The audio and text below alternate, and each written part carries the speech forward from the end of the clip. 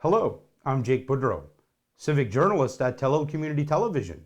This week, on the record, I attended the September 23rd regular monthly session of Richmond Municipal Council in Ayrshire, and after the meeting, I spoke with Warden Mombourquette and District 5 Councillor Brent Sampson.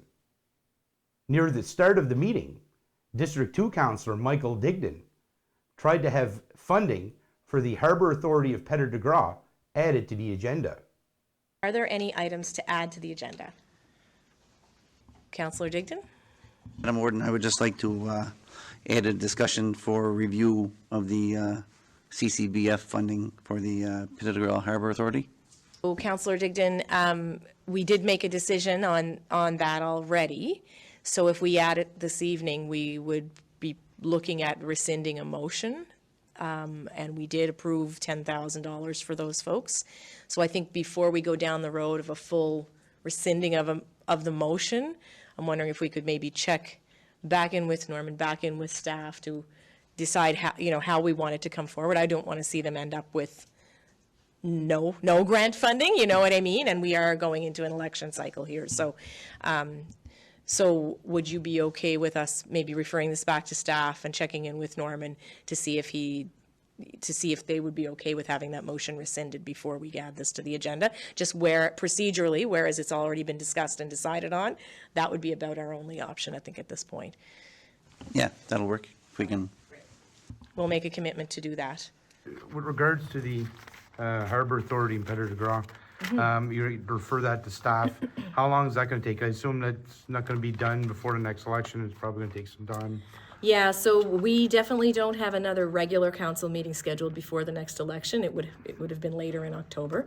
But we also didn't want to take the chance on rescinding a motion that financed a project in part without having a more fulsome discussion with both the proponent and with our staff members to see what can be done.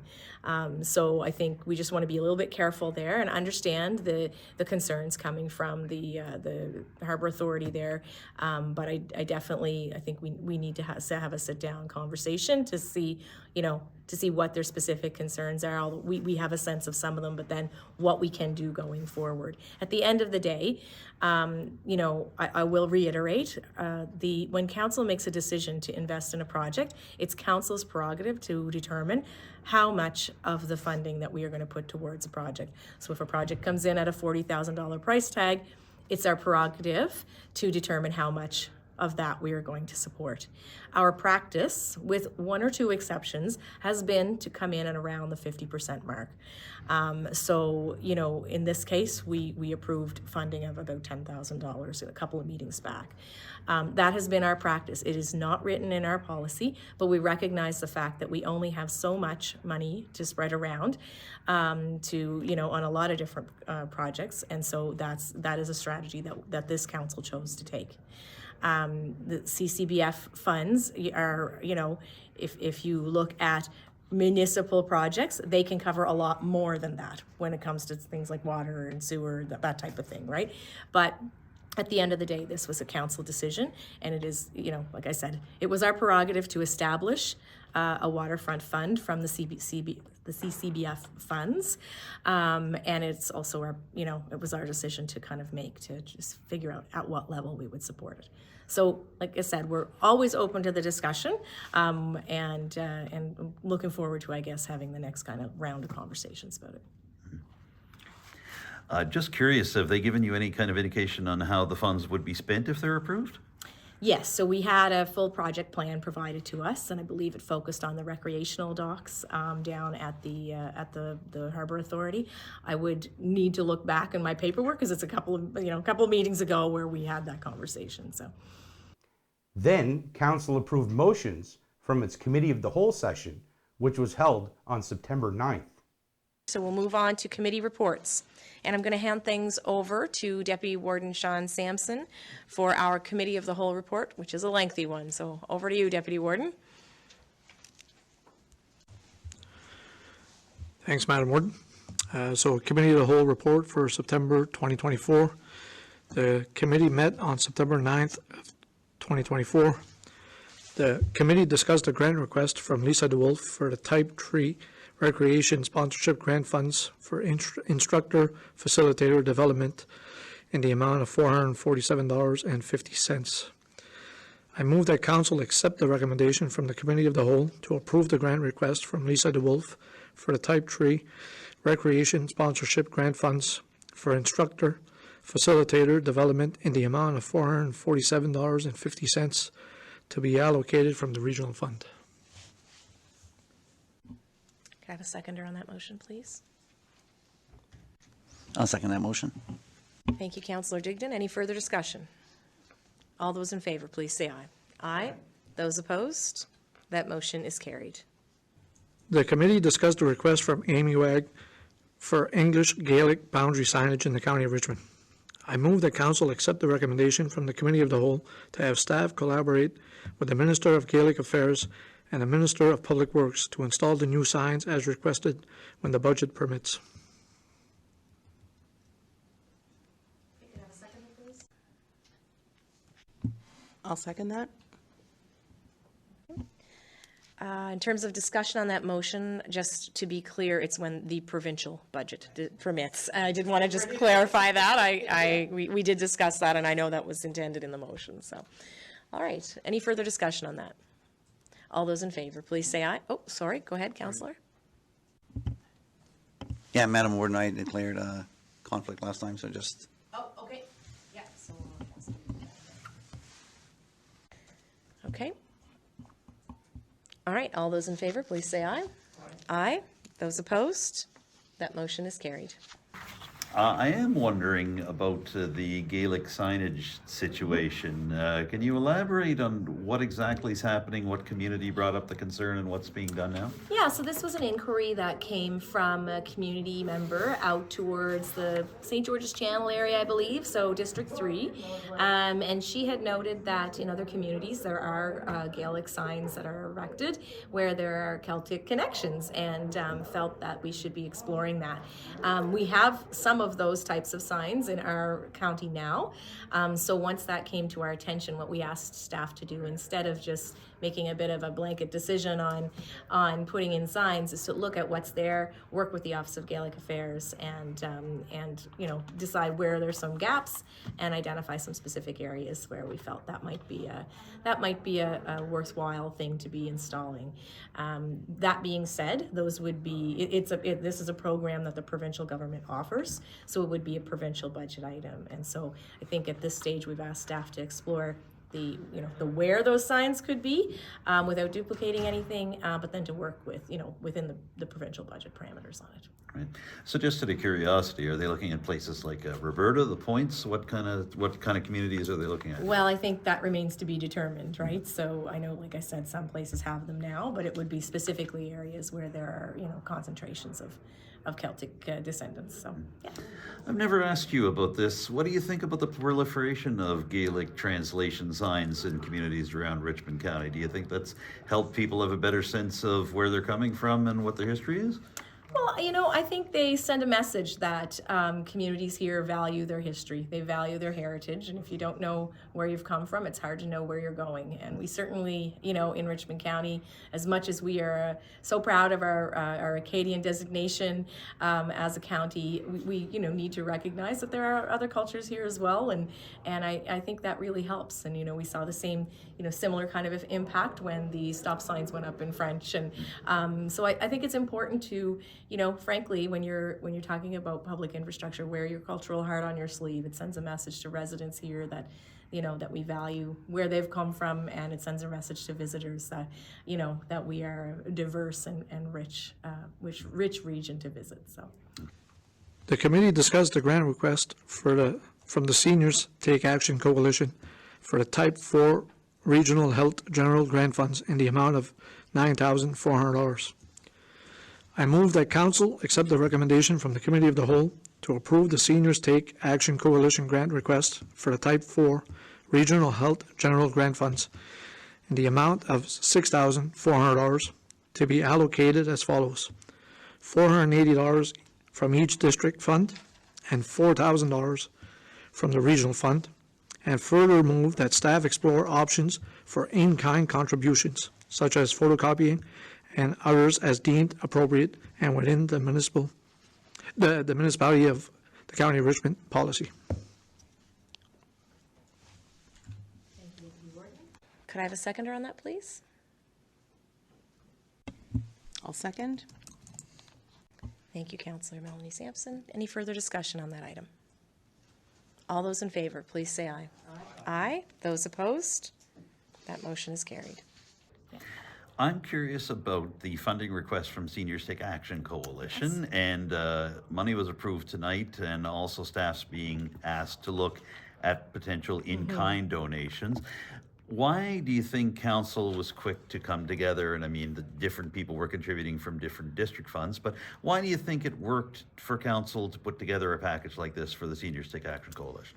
Well, you know, I have to say, Adam, since even before we were elected, Seniors Take Action Coalition has been incredible champions for seniors in their communities. And what we have found from establishing a very productive working relationship with them over the last 2 years especially, is that seniors are being better served by their actions. We've got a new dedicated section on our website. We have staff participating in their regular meetings. They are able to get some copying done here now for their newsletter, and it's just resulting in better service and better information for seniors in Richmond County who represent a large part of our demographic here. That's a large part of our population. So I think council was really, unanimous in its desire to want to support the project, but again, also keeping in mind that we only have so many funds to go around, and we're only partway through the year. So we were looking at some creative solutions to make sure that their project would go forward, because we think it will, again, really serve seniors well in our community. What kinds of things do you think could be developed in terms of an in-kind donation? I mean, obviously staff's going to look at that, but are there any things that come to your mind right away? Yeah, so, some of the things we suggested would be access to some of the equipment here at the office, if they needed photocopying done, if we had some technology that they could use to support the project, et cetera. So I'll have to leave that kind of in the hands of the project team to decide what's most useful to them. But I think, the feedback I've gotten so far is that the group is fairly pleased that we're, interested in making sure the project happens. During the report of the Planning Advisory / Heritage Committee, Council then approved amendments to land use bylaws and subdivision land use bylaws around the municipality. The next item on the agenda is the Planning Advisory and Heritage Committee, and I'm going to hand things over to that committee chair, Councillor Brent Sampson, for an update. Planning Advisory Heritage Committee Report, July 2024. The committee met on July 16th, 2024. The committee discussed the amendments to the West Richmond Land Use Bylaw. I move that the Planning Advisory / Heritage Committee recommend to Council to accept the amendment of the West Richmond Land Use Bylaw in Part 2, Administration, as presented, with the noted change to item 15D, adding receiving notice of refusal by email when possible. Could I have a seconder on that item? I'll second that motion. Thank you, Deputy Warden. Any further discussion on the motion? Okay. All those in favor, please say aye. Aye. Those opposed? Motion is carried. The committee discussed the amendments to the Central Richmond Land Use Bylaw. I move that the Planning Advisory / Heritage Committee recommend to Council to accept the amendment of the Central Richmond Land Use Bylaw in Part 4, Interpretation, as presented, with the exception of change to item 3D to include receiving notice of refusal by email when possible. Could I have a seconder on that? I'll second it. Thank you, councillors. Any further discussion on this item? All those in favor, please say aye. Aye. Aye. Those opposed? That motion is carried. The committee discussed the amendments to the St. Peter's Land Use Bylaw. I move that the Planning Advisory/Heritage Committee recommend to Council to accept the amendment of the St. Peter's Land Use Bylaw in Part 2, Administration, as presented with the exception of item 13D, adding receiving notice of refusal by email when possible.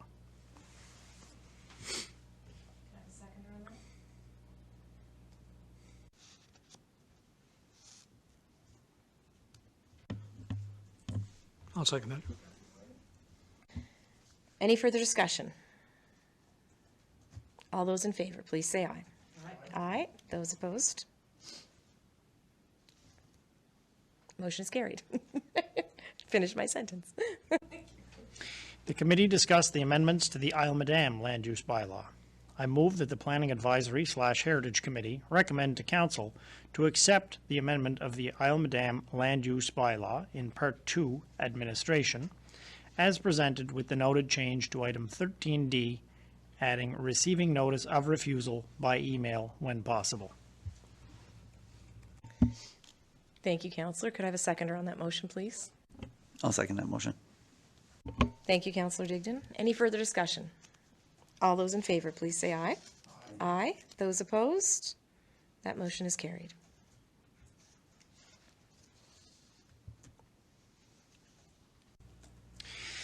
The committee discussed the amendments to the Municipality of the County of Richmond Land Use Bylaw. I move that the Planning Advisory/Heritage Committee recommend to Council to accept the amendment of the Municipality of the County of Richmond Land Use Bylaw in Section 4.9, Variances, as presented with the exception of 4.9.3D, adding in receiving notice of refusal, adding in receiving notice of refusal by email when possible.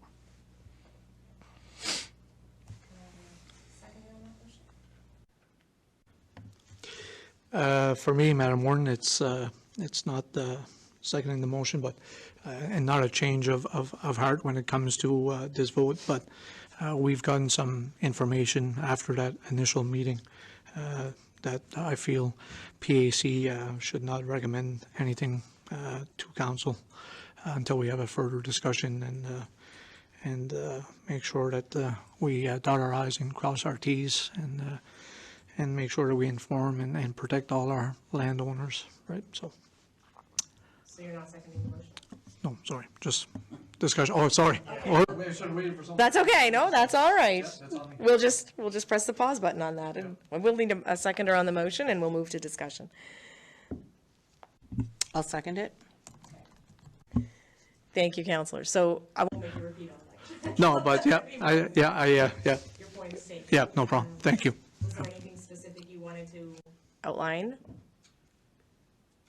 Or you want, your opinion is we need to refer it back? Yes, please. Yeah. So sorry, I jumped the gun there. So, No, it's all good, all good. All right. Any other discussion? I mean, I guess I'm just wondering, like, specifically what do we want to look at again? I'm not opposed to sending it back. I think it is important to have a second glance, but maybe you could just elaborate, because we've talked about it several times, so. Yeah, no, just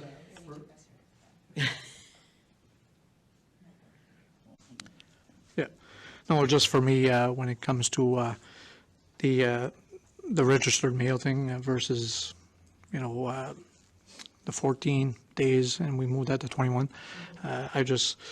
To me, I think, if we leave nothing to chance, when it comes to registered mail, someone's got to sign for that stuff, right, and all this stuff. So, to me, I'd just like to see us take all precautions and take all steps to make sure that we're covering all avenues for all the landowners and property owners, right? Thank you. Okay. Any further discussion on that item? Councillor?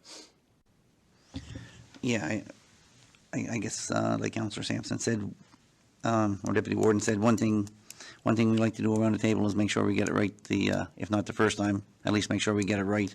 So, yeah, I would be inclined to agree to send it back and for another view.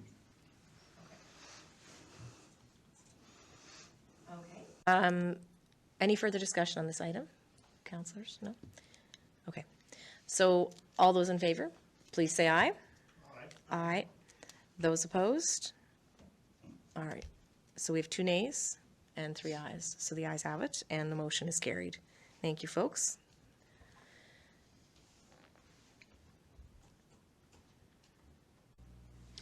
The committee discussed a bylaw to amend the Richmond County subdivision bylaw for the municipality of the County of Richmond. I move that the Planning Advisory / Heritage Committee recommend to Council to accept the amendments to the Richmond County subdivision bylaw for the municipality of Richmond County as presented.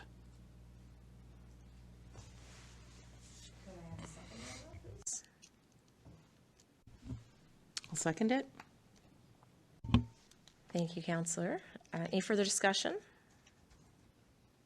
Okay, all those in favor, please say aye. Aye. Those opposed? We have 1 nay and 4 ayes, I think. Was that correct, Councillor? You vote aye on that? Yep, okay. So the motion is carried. Later in the meeting, Council approved first reading of the amended land use bylaws. Okay, the next item on the agenda is the first reading regarding the amendments to the West Richmond, Central Richmond, St. Peters, Almadam, and the Municipality of County of Richmond Land Use Bylaw. So we look for a motion to give first reading approval to those bylaws, and furthermore that staff schedule a public hearing. Can I have a motion to give first reading approval? I'll make the motion. Thank you, Councillor Melanie Sampson. Could I have a second, please? I'll second that motion. Thank you, Councillor Digdon. Any further discussion? Okay, all those in favor, please say aye. Aye. Those opposed? That motion is carried. I think we would also need a motion to give first reading approval for the amendment to the Richmond County subdivision bylaw, and furthermore move that staff schedule of public hearing.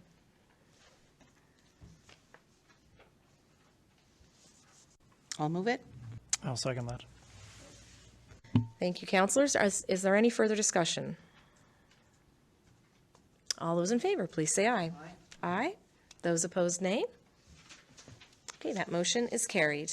In regards to those, Yes. those changes that you are making to the Yeah. bylaw and the planning advisories, those don't seem to be housekeeping matters. We're talking about notifications, and do you like Right. to know, what kind of notifications are we talking about? What is that process? Right, so so for instance, we've tried to incorporate in the bylaws, in the land use planning bylaws that we have throughout the county, we've tried to incorporate the use of email as an option as well, when we have email communication available to us. And, that is all intended to speed things up and to make things more accessible for people. We would never rely solely on email. There's, we would still have to follow other regular processes as well. When it comes to the subdivision bylaw in particular, there had been a lot of talk about, well, should we have registered mail going on? And we decided against it for this time. It was not a unanimous decision. There are a couple of schools of thought on it, but the route we went instead was that when we were notifying landowners of these types of things going on, that we would stick with regular mail, but increase from, I think we had a 7-day to a 21-day to give people more time to have access to their mail. There was some evidence presented to us that registered mail sometimes can hinder the participation process, and so we didn't want to, we didn't really want to go down that road. So like I said, 2 schools of thought. It's not a perfect solution, but we're looking forward to the next public hearing, which will have to happen now that we've given approval for the first reading amendments, to hear more from the public about, if they have specific concerns. And so, we'll determine from there whether or not it gets second reading approval. I'm still on those bylaw changes. You're confident that provincial legislation is going to protect property owners. Why is it that you're confident of that? So there was information presented to us at the Planning Advisory Committee that led us to that conclusion. Again, I'm gonna probably refer those kinds of questions now right over to the public hearing. I don't want to get too far into the details until the public has a chance to bring those up. But in that specific instance, it did have to do with definitions of some of the language that was used in the provincial legislation, and so we've mirrored that to try to align better. So, yeah. Yeah. When do you expect to hold those public hearings? So they'll be scheduled usually in the next couple of weeks. I will have to I'll have to wait and see if the municipal election cycle will delay anything, but they don't usually take very long to schedule. We have certain requirements. We have to give notice and advertise those publicly for a certain period of time before we can hold them, so. Is there any way that you guys could give maybe the logic around the acceptance of the recommendation that is going to be passed? I understand that the change for variances is that you're going to extend the receipt time to 21 days. So given that council has been provided information that we know at least one organization or municipal government actually that didn't receive 2 letters, and it's like 700 and some days now, probably. So I'm not sure what the logic is around extending regular mail to 21 days when there's the possibility that you're not going to receive it at all. Okay, so I'll start off, and then if other councillors would like to chime in, feel free. So we did extend it to the 21 days, thinking, we'll give more people more time for the regular mail situation, because the alternative that we had been investigating was registered mail, and that's what, I know we had spoke about in the past. Information was provided to us by EDPC after doing some investigation into the effectiveness of registered mail that, really kind of shed some doubt on how effective that would be. I know we do not have a consensus of opinion around the table on that, but the majority ruled that if we're going to stick with regular mail, we'll increase the time to 21 days, even though across the province the trend has been to try to shorten that time frame, but recognizing that we're in a rural area, and it may take people a little bit of extra time. So that's the direction that council decided to go in and avoid the registered mail situation. We did have a discussion also at the council, or I guess the committee table, as I'm recalling, that sometimes registered mail can actually inhibit, participation because people often do not work or cannot easily access post offices during regular business hours because they work out of their communities, et cetera, or they, spend longer periods of time out of their communities, et cetera. So that was the direction that council decided to take. It's, I'm sure, not a perfect solution, but I don't know if anybody else would like to chime in on that. And to the point of, hearing from, that the village of St. Peter's hadn't received notice. I mean, I think we would consider that a strange anomaly. Certainly I would. And I think that was just the decision that we arrived at. So I don't know, does anybody have anything they want to add to that? And that was with EDPC saying that they used a U.S.-based information on why we shouldn't be using registered mail. Well, the examples they investigated were from the U.S. That's right, yeah. Yeah, I mean, I think when they did their research, they just struggled to find research that showed what the uptick in people actually receiving registered mail. I think it maybe is more of a function of Canada Post not giving out that kind of information, but the reality is that it, and again, we had to go by that. I agree, that's not necessarily our best option, but when it's the only option of research, it was that people did not pick up registered mail, and that there was actually less likelihood that people would go to pick it up if it was registered versus regular. And then the bigger issue, I think, for us at the table as well, because you and I have spoken about it many times, and I think we should make every effort for people to receive it as well, but can we hinder development because somebody doesn't pick it up? Because then what happens if they don't pick up that registered mail? Now we know they didn't pick it up, and so now what's the next part? And I think it was the next part that really set me to rethink what I was originally thinking, which was that registered mail made sense. But I guess I was thinking if I got a registered letter, I'd go pick it up. But apparently I don't think that's as common. So I just wanted to sort of add that it did provide some context to me in terms of, you know, and gave me a pause to say, what would we do if a person didn't pick that letter up? And we had to, what would be the next step? Like knock on their door? Like, what would that look like? So I just, that was where my concern sat. I don't think it's perfect by any stretch. I think part of like talking about using email and things were to try to make things a bit easier, but I agree, it's not a perfect solution. Well, I agree with you there. It's not the perfect solution, but I think with the recommendation for registered mail was more for not only the protection, given the added protection to the person who was supposed to receive it, because you're more, probably the chance of it being lost in the mail is a lot less when it's registered mail.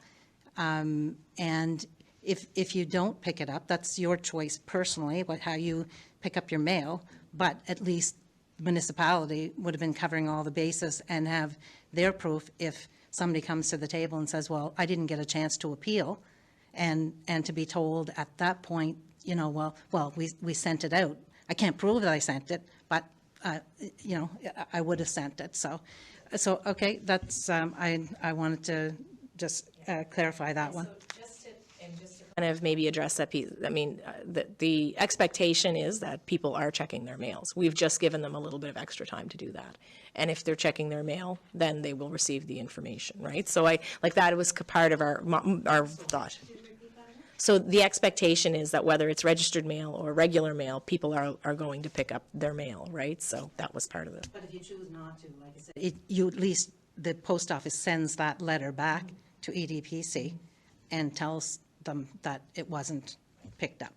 As well, if it was the wrong address, if there was, you know, if unfortunately you didn't change your records, your registered letter would probably go back to EDPC within maybe 5 or 6 days versus, you know, waiting for regular mail to never show up. But, and when it comes to the survey on the subdivisions, so could you just maybe give some logic around that? Why given that the MGA, or sorry, not the MGA, but the provincial subdivision regulations from back in 1998 had a specific section that talked about what easements were, private roads, that type of thing.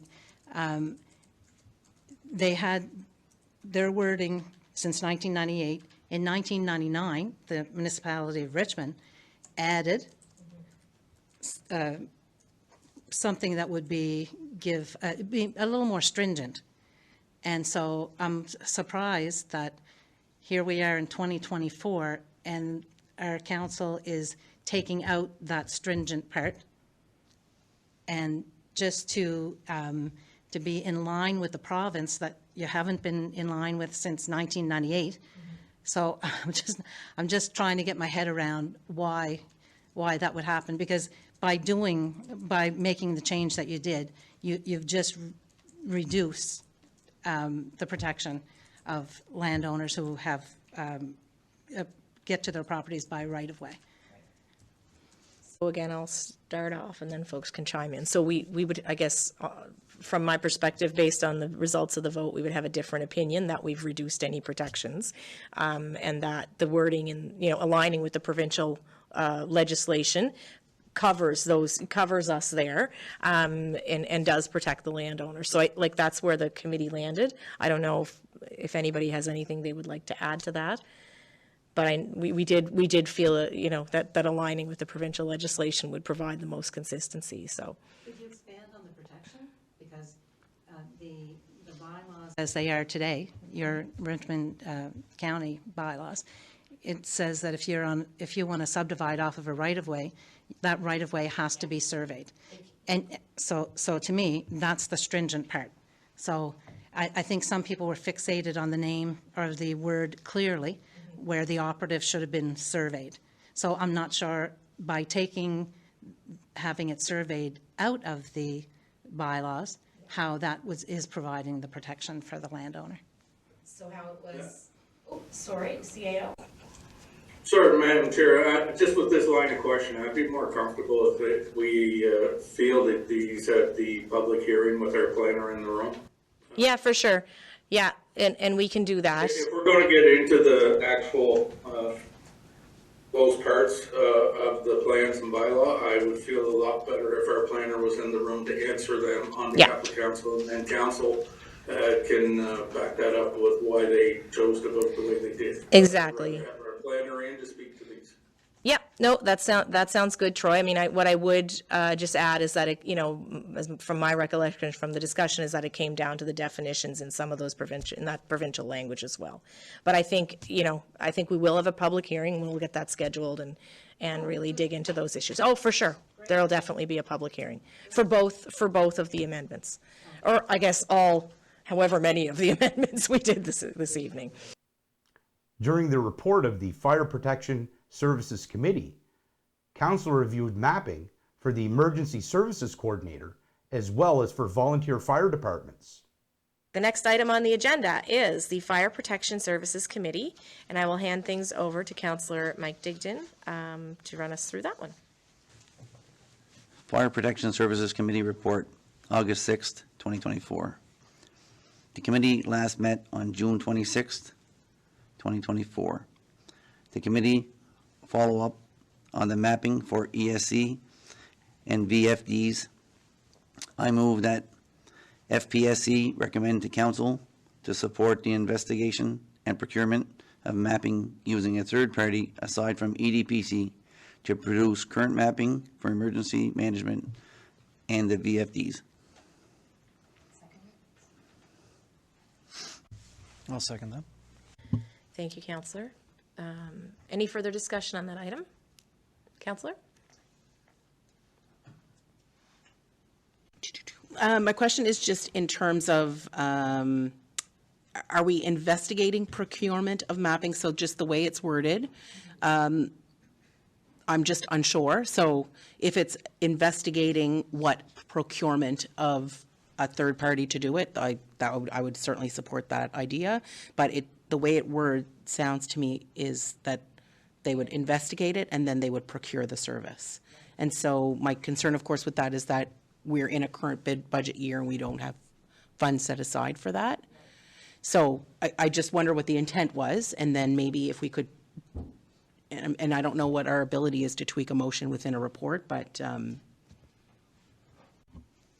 I think council has the prerogative to pass any kind of motion. We could vote on this one or propose a friendly amendment to it. I think either way. But Councillor Brent Sampson, did you?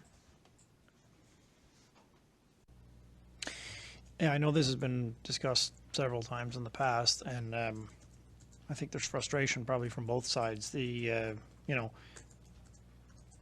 Some members of that group have asked for this from EDPC for probably in the range of a few years now, and it seems to not been able to get done. And I'm not sure if maybe a formal request from council to ask EDPC what could be done here. I'm all for looking into procuring a third party, and then we could discuss based on the cost at that point whether or not we wanted to move forward. I think my bigger concern is that we, pay for services through EDPC, and this is something I think that would be expected and a reasonable, like a reasonable thing for the departments to ask for. And I understand there may be delay of months, but years seems unreasonable in my opinion. You were talking about that wait from EDPC to hear about the emergency mapping. You said it's a few years now? Really? It's that long that you guys have been waiting for this? So not necessarily the committee specifically, but some of the departments I think have reached out, contacted in the past, and potentially maybe the fire services coordinator. I can't say with 100% certainty, but I know, he's aware of it. They've contacted EDPC, and it seems like it's quite a big endeavor. But my concern was, wondering, as it turns out, I guess that's not part of the core services we're paying for. So, we may want to look elsewhere or find out what's the best value for this. But especially over the last number of years with subdivisions added and changes and so on, it's a safety issue for departments, and the better the better mapping they can have, the quicker they can respond at the end of the day. But if they're not able to do it in some part of their core duties, it would have been good to know that within the last few years, so then you could have gone elsewhere or made alternate arrangements, I guess. Exactly. Like I say, this is, I wasn't necessarily aware whether that was part of the core duties of them or not until this evening. So, but, as was stated, I think they have done some of these things in the past and they have the ability to do it. So maybe, in years past, if there was a little bit more staff time, they were able to put towards it. That would have been a possibility. And they haven't outright said that they will not do it. It's not like that. It's just that, it seems they're not able to find the time. We did, EDPC obviously has been in discussion with the CAO about it, and in fact, this is not part of the core services that they offer, that we pay for through EDPC, through the shared services agreement with the other municipalities. So it's outside of what the scope of work is that they provide to us. I think they have in the past, when requests have come in, they've tried to accommodate them, but there's simply, they're citing workload issues that they just are not able to process the requests at this time. CAO, would you like to add anything? Here, excuse me, my throat's a little sore. You're spot on, Warden. It is outside the core. I did bring this up at our regional AMANS meeting last Friday as well, and other municipalities are feeling this pain point as well, so we are going to look at options as a region as well for these.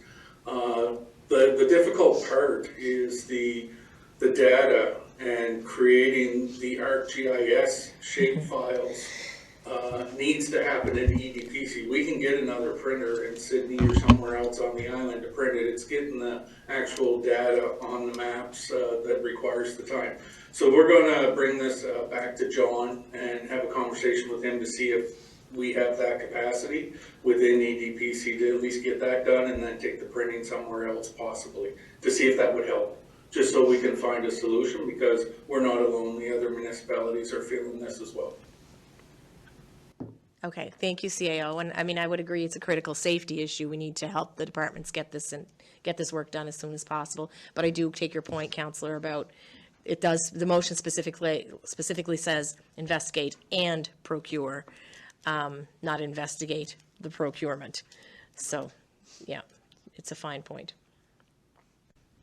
Yes, certainly. Like, I certainly wouldn't want to table the motion because I think that it does, to Councillor Sampson's point, give some importance, which it deserves, to this motion, right? So I think if Councillor Digdon, if you could just comment, was the intent of the committee that they would investigate the procurement of mapping, or that they would actually procure mapping?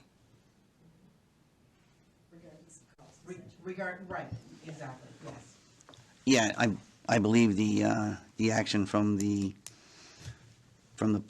I guess the fire chiefs that were there was to, if we could not get something from EDPC, was then to look beyond EDPC, for council to help look beyond EDPC. So it wasn't really, to adopt a procurement policy as much as it was to just maybe venture out.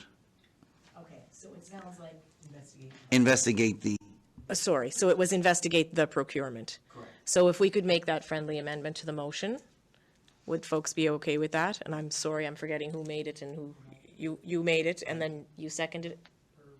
I thought you seconded it, Brent. Yeah. Okay, so okay, and Councillor, you're in agreement? Okay, we want to proceed with the work and, recognizing it's critically important, but, okay. So that is that's the amendment. So could any further discussion on that motion? All those in favor, please say aye. Aye. Those opposed, nay. That motion is carried. We're talking about the mapping for the emergency services coordinator and the Yes. volunteer fire departments. And this is, you seem to be underlining the importance of how this is needed immediately. Yeah, it is. Yeah, for sure. It's something I've been very concerned about since becoming aware of it, and I want to thank the Fire Services Committee for kind of bringing that to our attention. And, recognizing that we have a fantastic resource in the Eastern District Planning Commission, at the same time, it is really busy right now at EDPC. We've had a lot more new home builds, and there's a lot going on in terms of development in not just our county, but in all of the municipalities that share that service. So the workload is just not enabling. It's not allowing them to get to this critical mapping service, and as important as it is not part of the core services in our agreement with them that they need to deliver on for us. And so because it's an extra, it means that other work has to take priority by definition. And that's definitely something we need to maybe look at for future iterations of our contract with them. And if we're going to make changes to core services, we need to make sure that we're resourcing that appropriately. In the meantime, we need to solve this mapping problem because our fire departments need this information, and it will improve emergency response in our communities. So I think that's why we've asked staff to kind of go ahead and follow up on the recommendation from fire services to kind of pursue some sort of solution to this as quickly as possible. Also, during the report of the Fire Protection Services Committee, Council discussed reopening provincial roads during emergencies. The committee follow up on provincial road reopening maintenance. I move that the FPSC recommend to council to draft a letter to the province to have all provincial roads reopened and maintained as a secondary means of travel for emergencies, evacuations, and with the increase in MVCs and rerouting of traffic. I'll second that. Thank you, councillors. And for clarification, MVCs refers to motor vehicle collisions, correct? Right. Just want to make sure that we're all on the same page. Is there any further discussion on that item? Okay. All right. All those in favor, please say aye. Aye. Aye. Those opposed? That motion is carried. I want to stay with fire services. Another recommendation that went through tonight was to approach the province in terms of reopening former provincial roads to allow emergency entrance and exit access for emergency responders. Your thoughts on that idea? Yeah, I recognize that the roads issue for the province of Nova Scotia is a massive challenge. We don't, they like us only have so many resources, and it's an ongoing issue in all of our communities. But we have had some issues related to motor vehicle collisions in particular, where vehicles are having to be rerouted through provincial roads that are not being they're not being used well or maintained well, and frankly haven't been for many years because there's nobody living there now. But at the end of the day, they do serve a purpose for emergency routes and emergency access. So we're gonna proceed with writing a letter, and maybe there's some conversations we could be having about targeting specific areas, and so I think what we want to indicate is a willingness to work with the province to see if there are any solutions that can be developed with in partnership between us. So. Not to put you on the spot, but are you hearing of any one or two parts of the county where this type of thing is happening, that reopening roads would help out? Specifically, the example I'm thinking of was in eastern Richmond County in District 5. So, we have a lot of space out there, not a lot of people. So I think that's why we saw it arise in that area. The Fire Protection Services Committee next discussed emergency planning for subdivisions. The committee follow up on subdivision planning with EDPC. I move that the FPSC recommend to council to have the planning of new areas have 2-lane roadways with turning areas suitable for fire apparatus and provisions for water supply planning.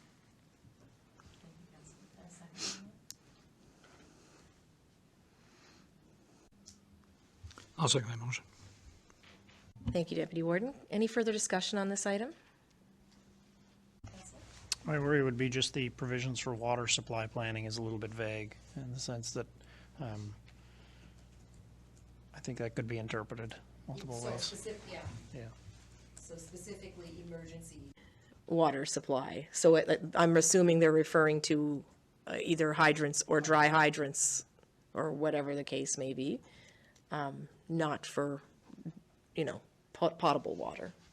Correct? Is that?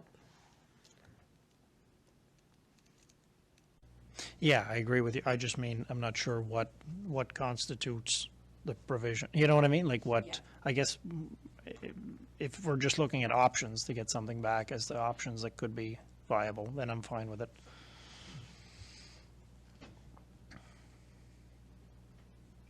Yeah. So, Madam Warden, if I may, so part of the discussion was the fear of, I guess, people building or somebody putting in a new subdivision and then having no water supply nearby, whether it be a lake, an ocean, a river. So one of the things that they were hoping for was to, if you're putting a subdivision in where there is municipal water, would be to have a hydrant, I guess, hooked up. One would be, and if there was not municipal water, then to have either wells or some sort of provision in place. So I think the wording of this motion is extremely, it's a bit of, it's really clear. It's to have the planning include these things. I think what we've done in the past is we've asked staff to look into it before we've said, yes, go ahead and do it. So we could make a friendly amendment to this one to say, to have staff investigate the planning of new areas, to have 2-lane roadways suitable for turning and provisions for emergency water supply planning. Would that be acceptable? Okay. Okay. Okay, so any further discussion on that? We'll pass that with that friendly amendment. Mover and seconder is okay with it. Okay, all those in favor, please say aye. Aye. Those opposed? Sorry, you did? No, he did. Oh, sorry, Deputy Warden, you did. I'm sorry. Yeah. Okay. So we voted aye. Any of those opposed? Okay, so that motion is carried.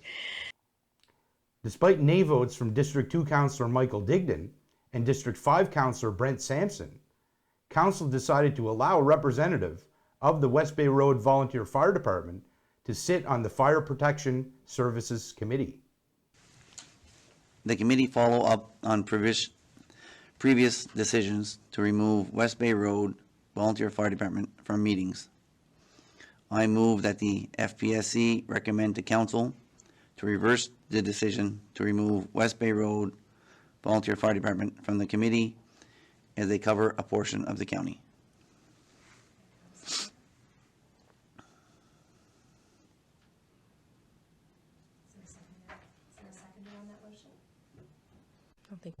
I'll second it. Thank you, Councillor. Any further discussion on this item? I seconded it because I had questions. So my question was, I struggled to find where we removed them from the committee. So I just need help on that to remind myself whether the committee made that decision or whether that was a decision of council. So I apologize that I didn't do my homework. I believe there was when the updated terms of reference were done, which I assume were approved at council level. That's when that change was made. So maybe you also remember, was that, because typically when we make changes to the Fire Services Committee, it's usually at their request, like these requests. And was that also something that came from the committee? Because I feel like it did. Because I guess the reason I'm asking all of the questions is, for example, the Port Hawkesbury Fire Department also covers part of our county, and they are not part of our Fire Services Committee. And it looks a little different, but ultimately it's the same thing.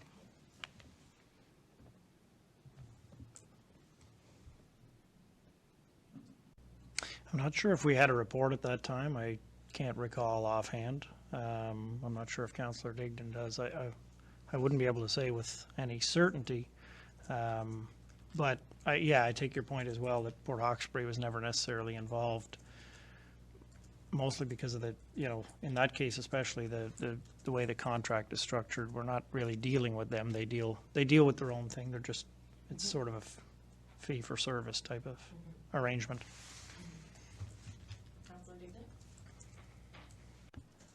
Yes, so I guess, again, I can't say with 100% certainty, but I believe the census around the table was, at that time, it didn't matter to the other fire departments, more or less, for the reasoning of that the West Bay Road was not situated in Richmond County. Therefore, and I believe that's why we made the recommendation at council, was because they weren't situated in Richmond County, therefore, and it is a committee of council, which is a committee of Richmond County, not a committee of, Victoria, Inverness, anywhere else, so, or the town of Port Hawkesbury. So, again, that's just the, And so my understanding is that the arrangement with the West Bay Road Fire Department comes through the Lewisdale Department, right? And they have a consistent area rate, et cetera, et cetera. That's, Councillor? So that's been the ongoing back and forth, but at this point, West Bay Road has their own amount. It's different than Lewisdale. So that, I think that's been determined as separate. I think, yeah. All right. Well, councillors, I guess we'll need to vote on this. So, does anybody have any additional comments that they would like to make?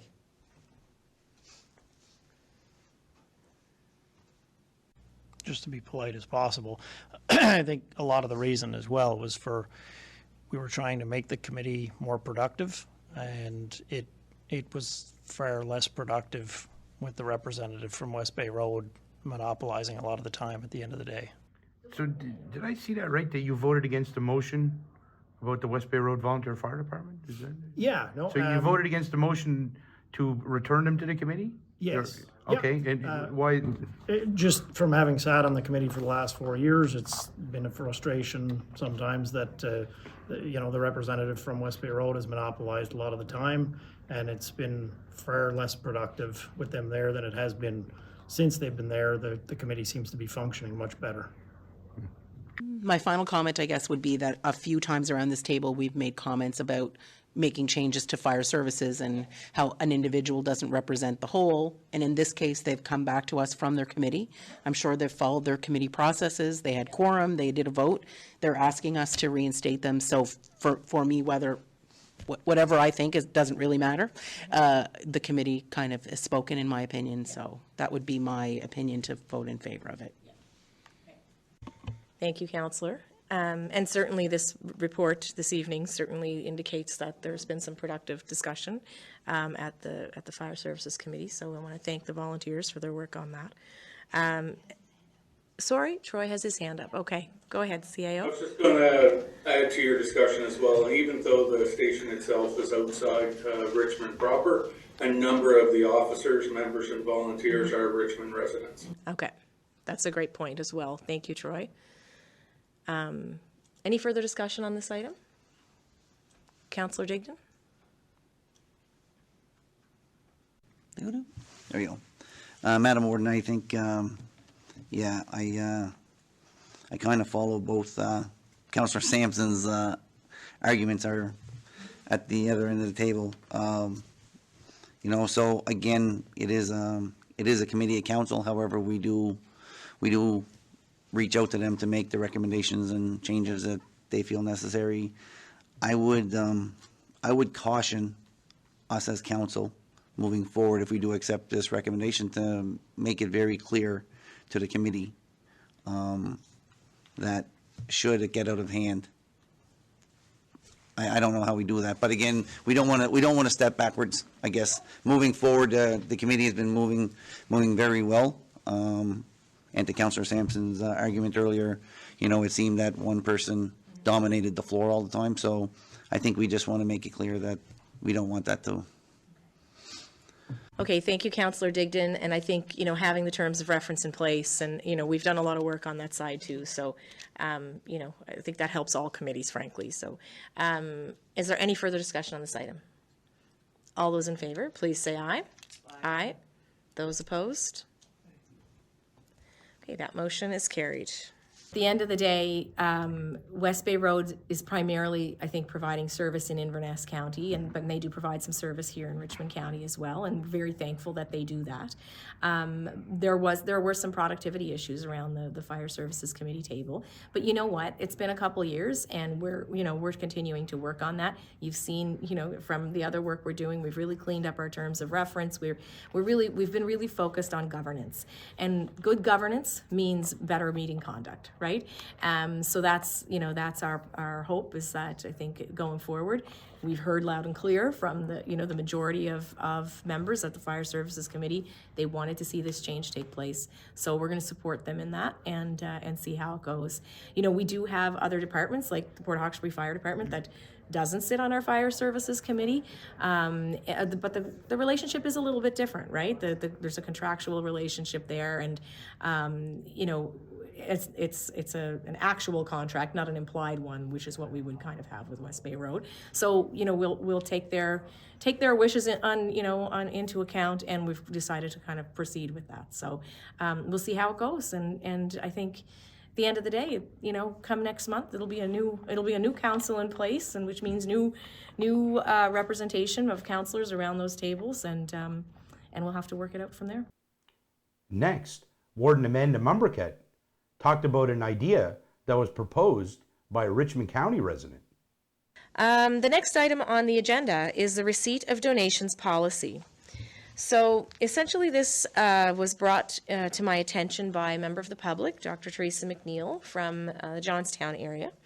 And essentially her suggestion was that Richmond County should potentially be taking a look at this type of policy to help support projects like the one that they are working on for their trail, which we recently committed some funding.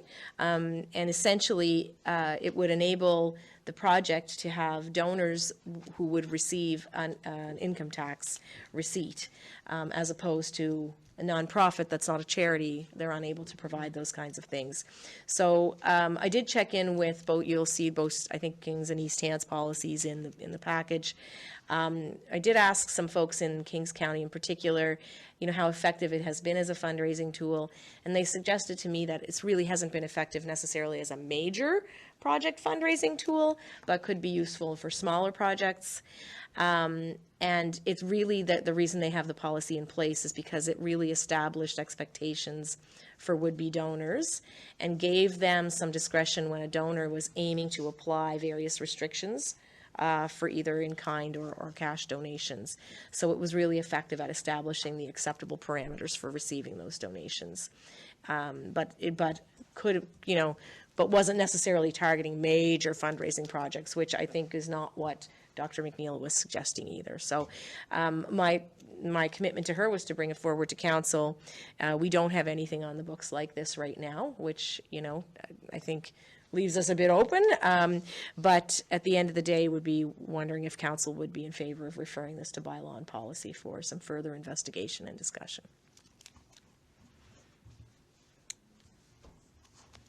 I'll make that motion.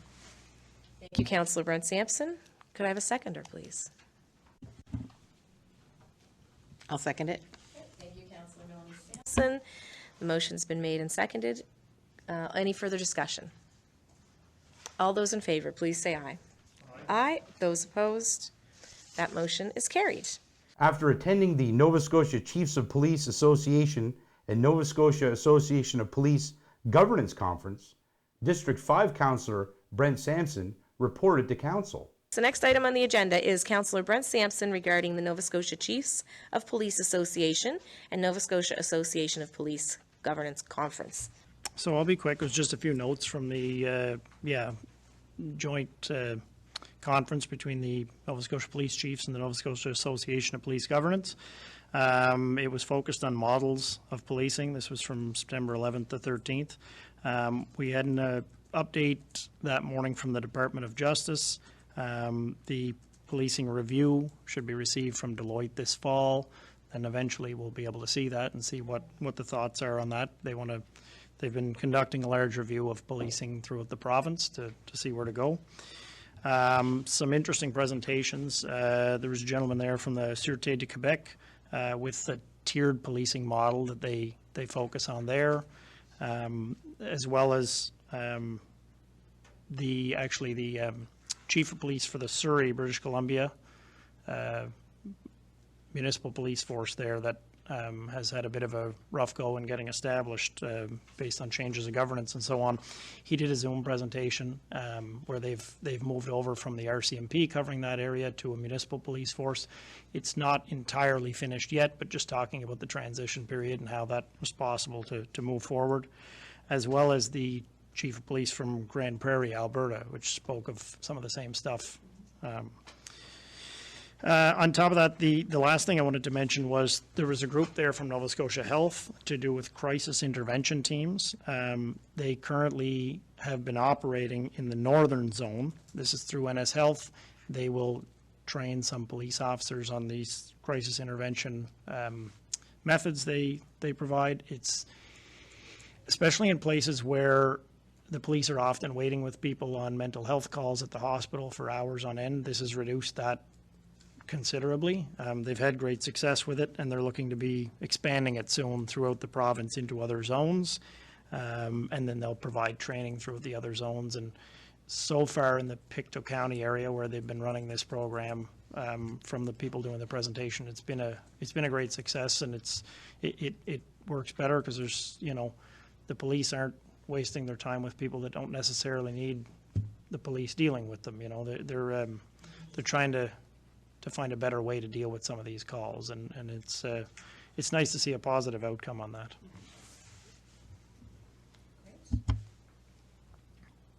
Thank you for sharing that, Councillor Sampson. Yeah, it certainly sounds like an interesting discussion. Does anybody have any questions for Councillor Sampson on that? Okay. And thank you for attending as well. It's great to have that connection. So you did the report back from the policing conference, and I noticed you sat in on one of the seminars dealing with municipal police.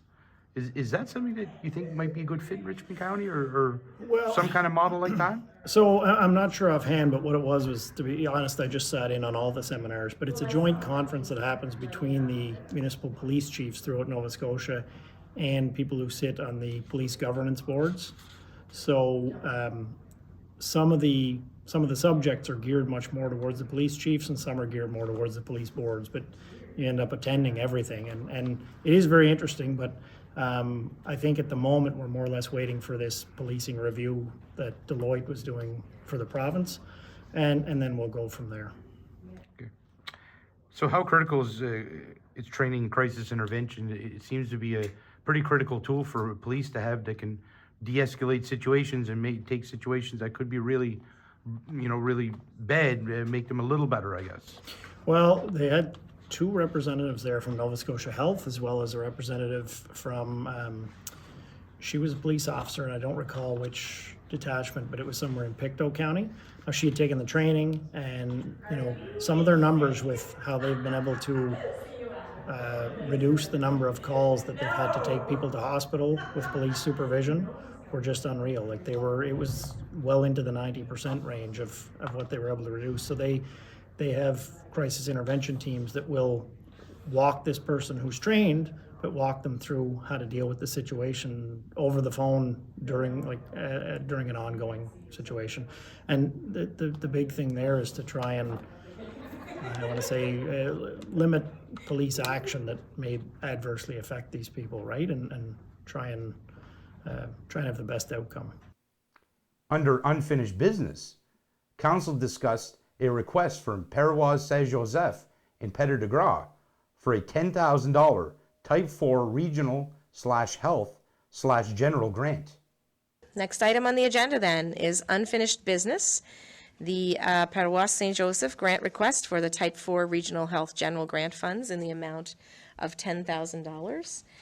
And I have a note here that it's for information, but I think the update is that, I don't know, maybe his CAO, I'll hand things over to you. I see your hand up. You go ahead. Yeah, sorry, we're just continuing with our grant specialist to work with the folks, and we've also sent it away to CCBF for pre-screen for eligibility. Okay. All right. Thank you very much, CAO Troy McCulloch, for the update on that. So we'll see that return to unfinished business on a future council agenda.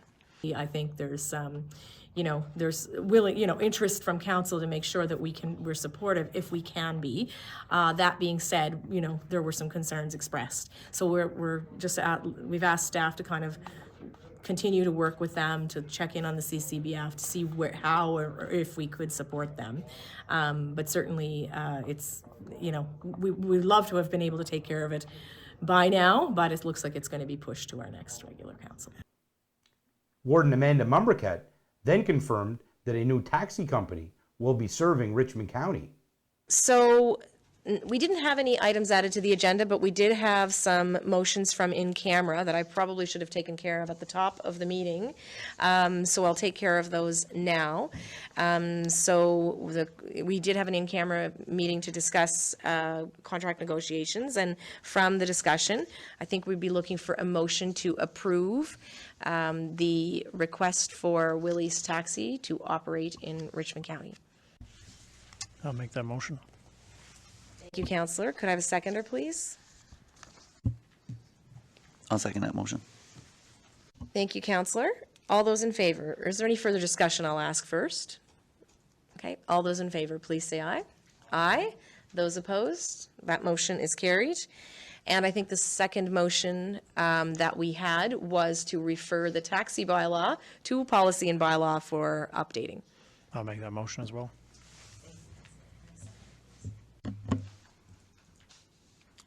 Yeah, I'll second that motion. Thank you, Deputy Warden. Is there any further discussion on the referral? All those in favor, please say aye. Aye. Those opposed? That motion is carried. Thank you for watching. Please tune in again to find out what we will be talking about on The Record.